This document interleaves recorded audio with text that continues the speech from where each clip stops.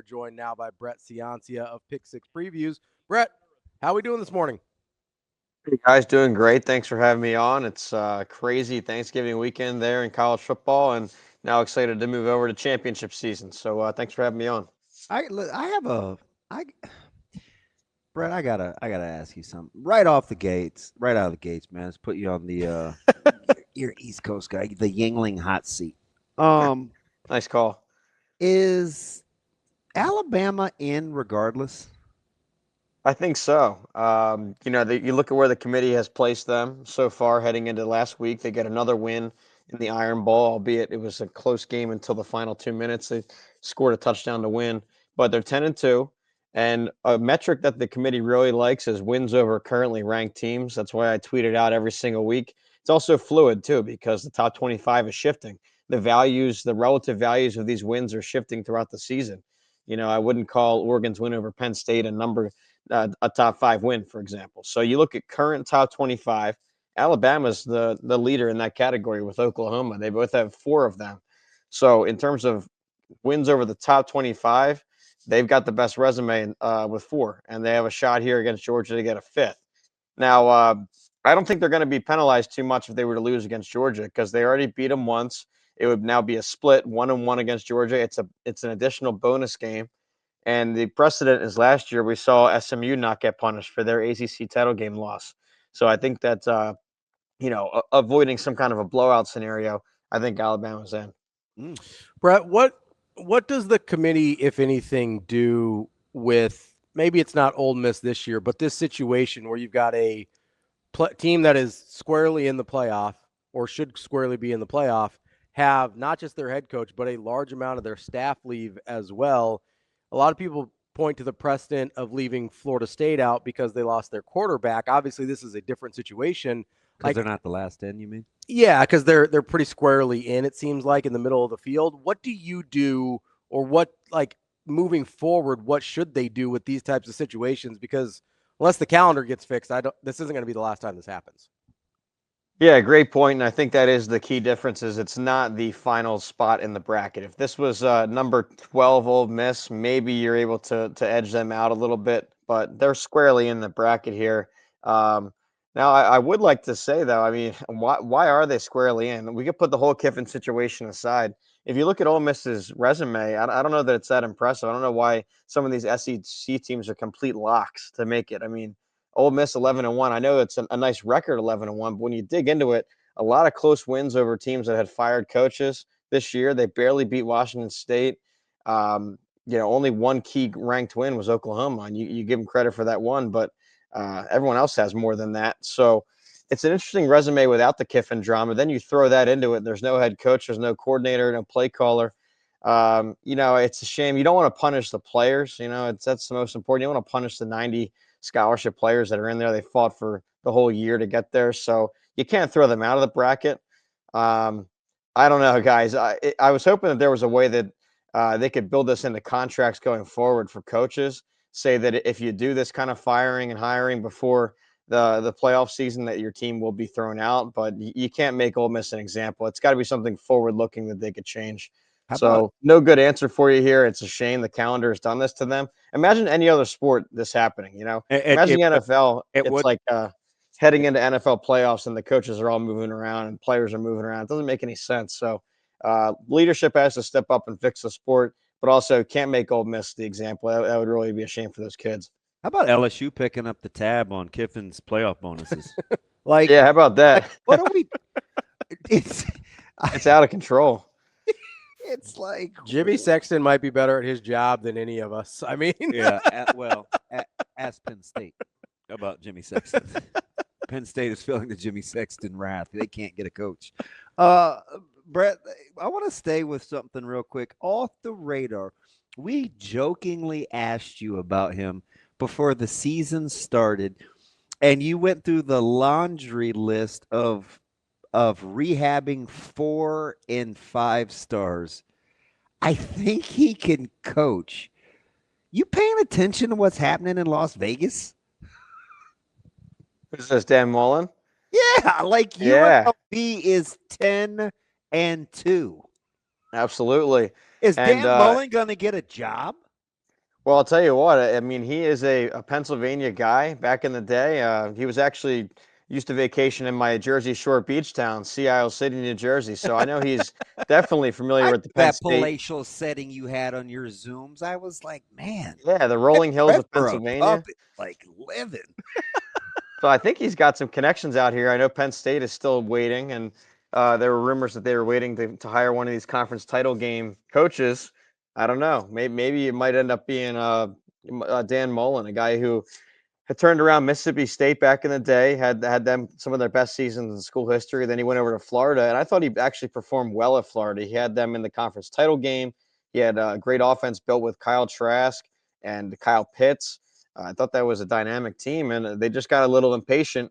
Be careful who you fire because you take him out. Look since Florida's been a train wreck. So he resurrects his career there at UNLV, and yeah, this is a good coaching candidate. No one's really talking about. Yeah, you brought him up. I remember early September, back when the Penn State first opened up. So I was you were first on the Mullen stock, but yeah, it's time he gets a big job again.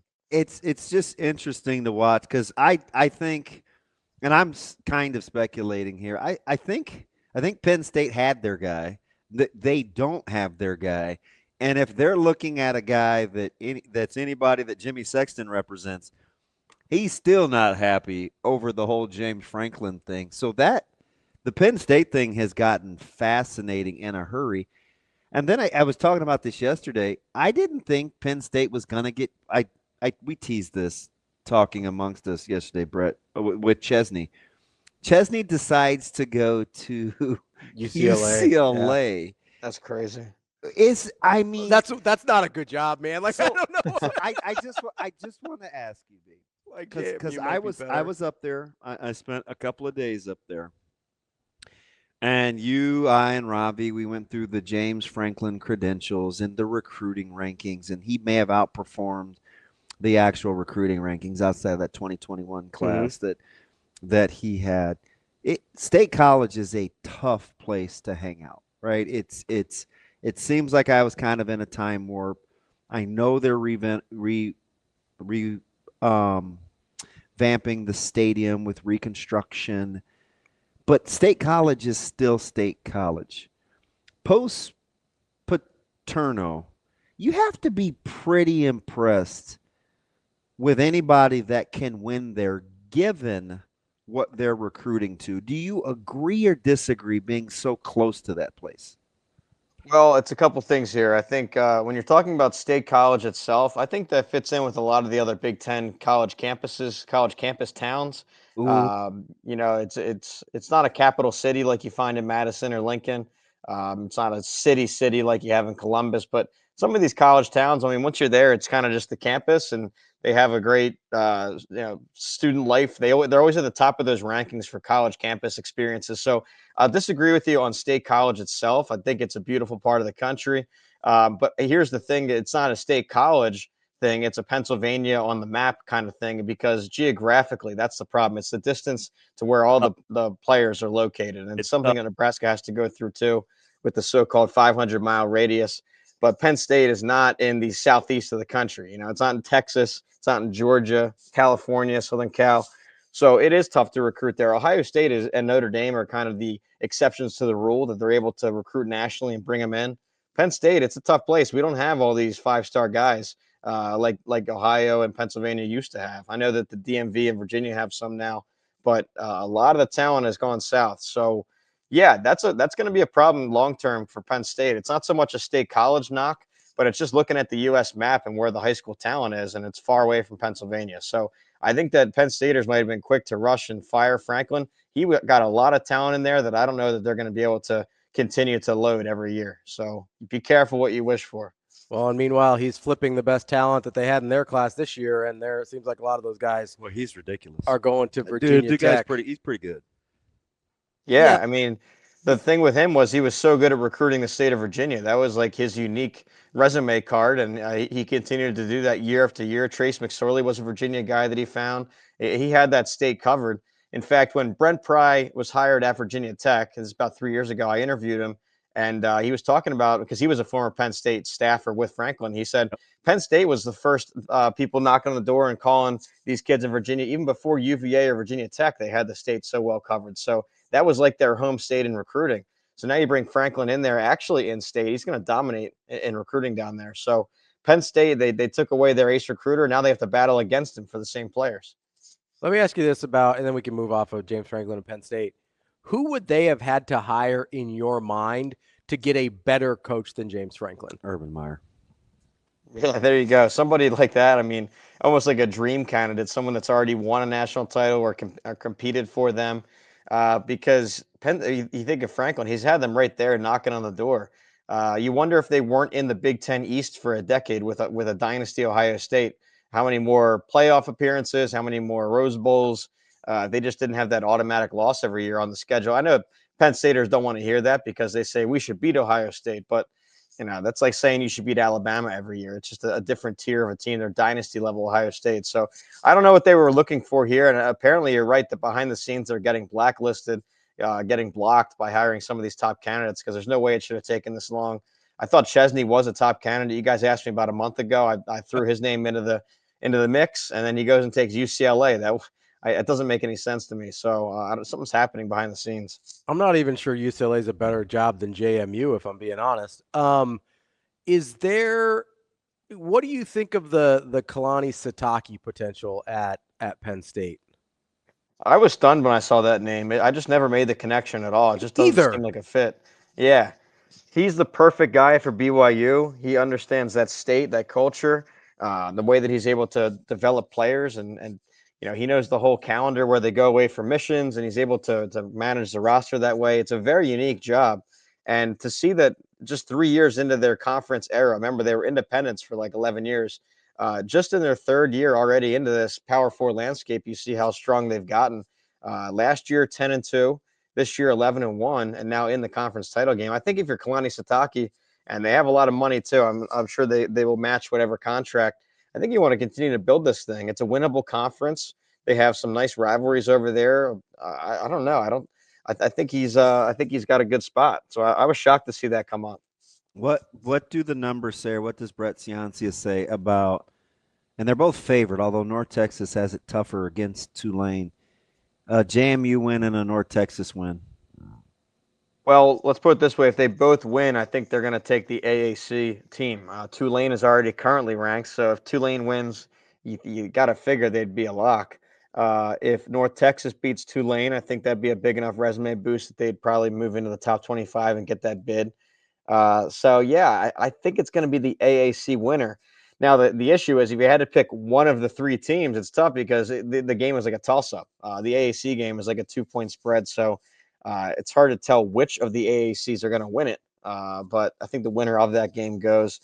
And there's still a shot. If you look at the Vegas betting trends of playoff odds, there's still a shot that JMU makes it along with an AAC winner in the case of Duke winning the ACC. So that's what I was going to ask. Yeah, there's a great shot that if Duke wins, and just say they win ugly by 3 or something, there's a chance that the committee goes and takes JMU and North Texas / Tulane over Duke. You look at Duke; they're 7-5. They lost to UConn. They don't have a single ACC win over a winning team. They had the easiest draw somehow, and then they still made the tiebreakers. So that's more an ACC problem. Whoever drafted up the tiebreakers over there, or whoever voted to delete the divisions. We can go on a whole other episode about all that, but the fact that Duke, 8-5, they're not going to make it, I don't think. So there is a shot that we get 2 G5s. I never thought that happened. Yeah. So let me ask you: is there, let's say Duke wins, what's the argument? Because I feel like the committee would have a really hard time leaving out the ACC, but they probably should. Like in this scenario, they should. Like Duke is clearly the team that doesn't deserve to be in, unless you have the Nicole Auerbach model where you just change the rules. Right. Yeah, right. How about that? Yeah, just throw out the rule book, and whenever we feel like today, that's what we're gonna do.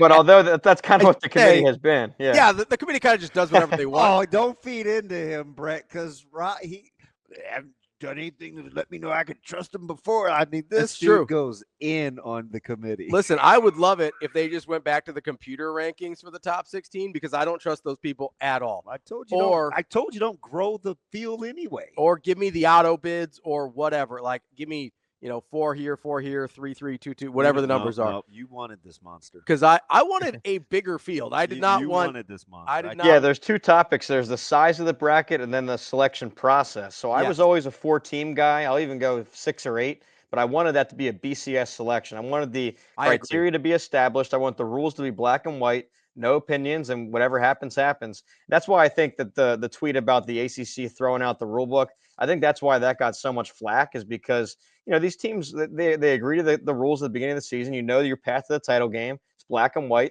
And Duke did what they had to do. You can't just throw it out there. So that's why that got a lot of pushback. The committee, that seems to be what the committee does, because they don't actually have a specific formula. They can use whatever talking point they want to bring a team in, to bring a team out, to move them up or down.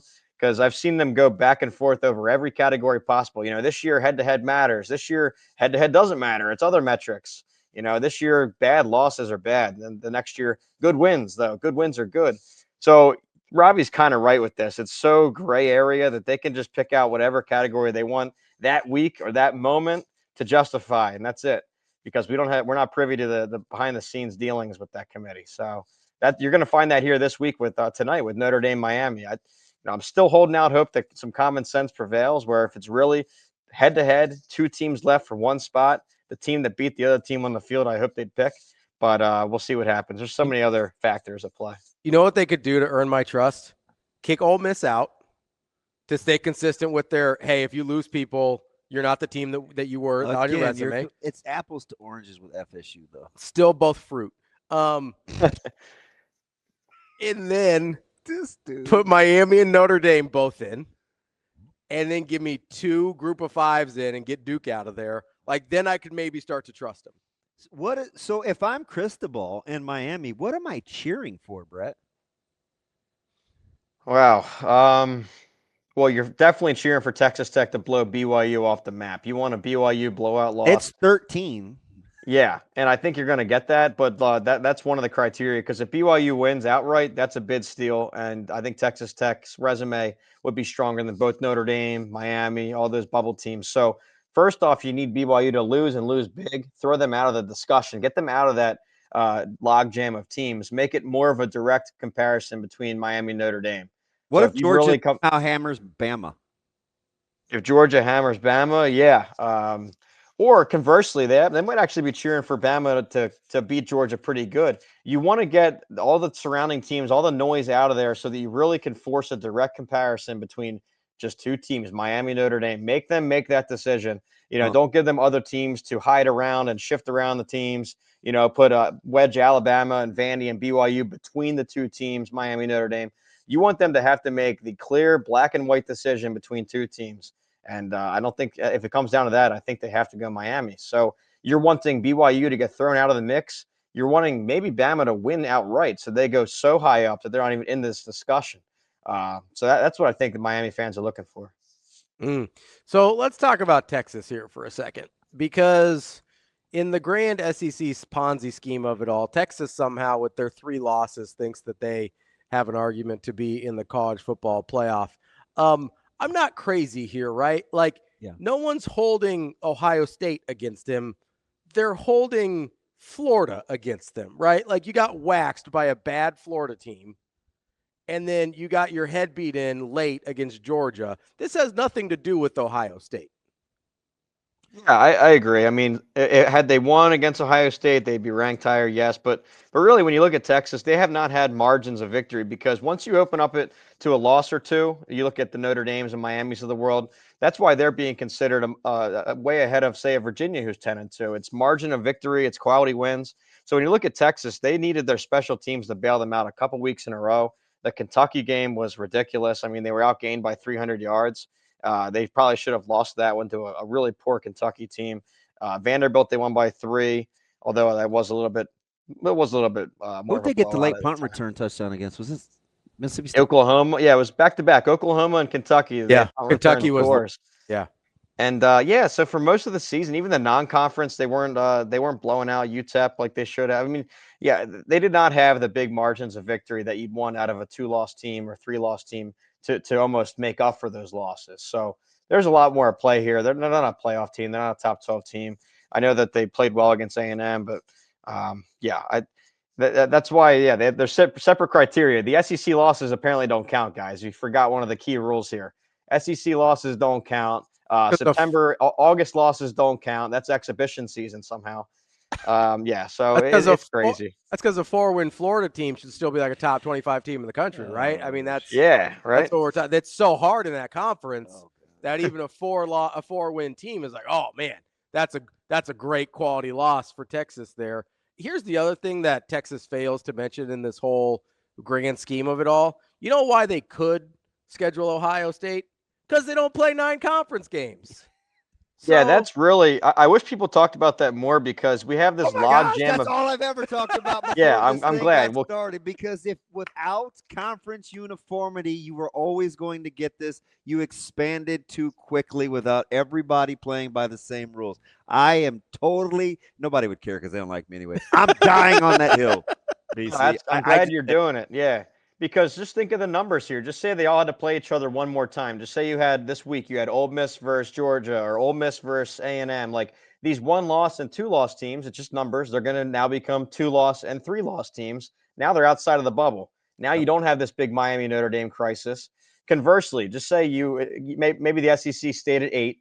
If the Big Ten were to remove a game, let's pretend that USC didn't lose to Oregon. Now they're 10-2. Now they're a quality playoff resume team. So it's just crazy.